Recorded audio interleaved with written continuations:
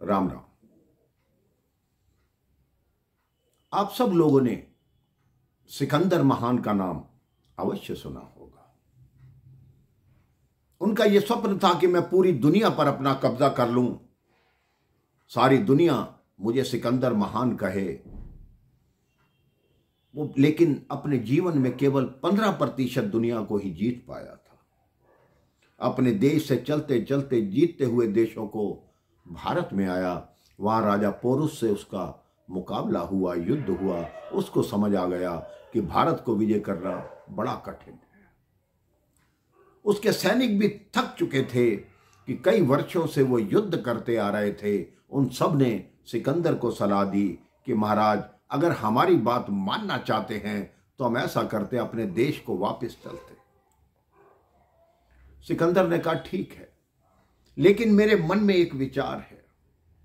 जिस भारत देश में इतने वीर रहते हैं, उनके पीछे का कारण क्या है? तो किसी ने उसको बताया कि यहां के जो संत हैं, जो महात्मा हैं, जो गुरु हैं, वो इतने ज्ञानी होते हैं कि उनका ज्ञान मानकर ही यहां के लोग इतने योद्धा और बलवान बनते हैं।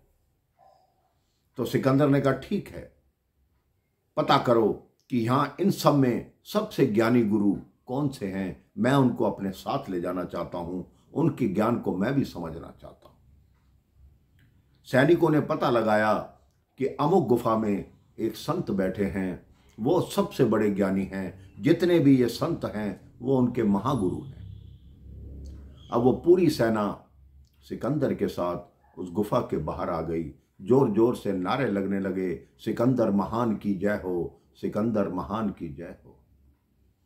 साधु अपनी धूनी रमा के बैठे, दिगंबर साधु थे, बिना वस्त्रों के। वो अपनी धूनी रमा कर बैठे हैं। जब उनकी पूजा समाप्त हुई, वो तब उठे और गुफा से बाहर आए। सिकंदर घोड़े पर बैठे, साधु नीचे खड़े। सिकंदर कहते हैं, मुझे पहचानते हो? साधु मुस्कुरा दिया, कहते हैं, मैं सिकंदर महान हूं, तुम्हें मेरे साथ मेरे देश चलना होगा। साधु ने कहा, मुझे कोई आवश्यकता नहीं, मैं नहीं जाऊंगा। सिकंदर ने कहा, तुम मेरी बात टाल रहे हो, तुम्हें ज्ञात नहीं, इसके बदले मैं तुम्हें मृत्यु दंड दे सकता हूं। साधु ने कहा, मैं नहीं जाऊंगा। सिकंदर अपने घोड़े से उतरा, वो तलवार साधु के गर्दन पर रख दी। कह रहे, बोलो चलते हो कि नहीं? साधु ने कहा, तुम्हारे साथ क्या चलूं, तुम तो मेरे गुलाम के भी गुलाम के बराबर हो। सिकंदर हैरान रह गया कि मैं सिकंदर महान हूं और तुम कह रहे हो कि मैं तुम्हारे गुलाम का गुलाम हूं। मुझे इस बात को समझाओ। तो साधु ने कहा, देखो, गुस्सा मेरा गुलाम है। मैं जब चाहूं तब गुस्सा आएगा, नहीं चाहूंगा नहीं आएगा। और तुम इतने महान होकर गुस्से ने तुम्हें काबू कर लिया, अर्थात तुम गुस्से के गुलाम हो गए। तो मेरे गुलाम के गुलाम हुए या नहीं हुए?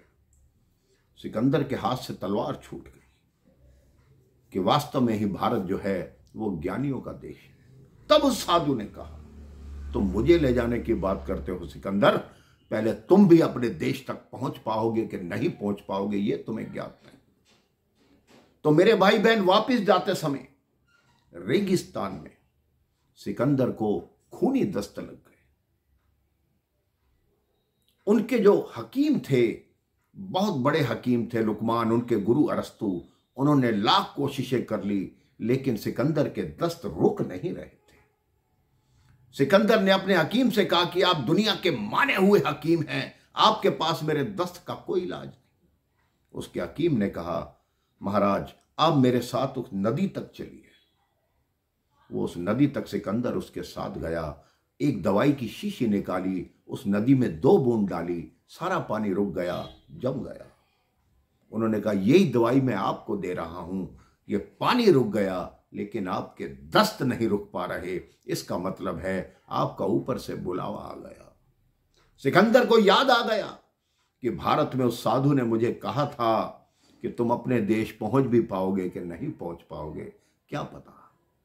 तो मेरे भाई बहन, ये बात सिकंदर की या उस साधु की नहीं, हमारी आपकी है कि हम अपने ज्ञान पर बड़ा अहंकार करते हैं, घमंड करते हैं, बात बात पर गुस्सा करते हैं। लेकिन गुस्से को छोड़ दीजिए और प्रेम से सोचिए कि भगवान ने जो आपके लिए रचा है वो आपके लिए अच्छा है और सदैव ही अच्छा रहेगा।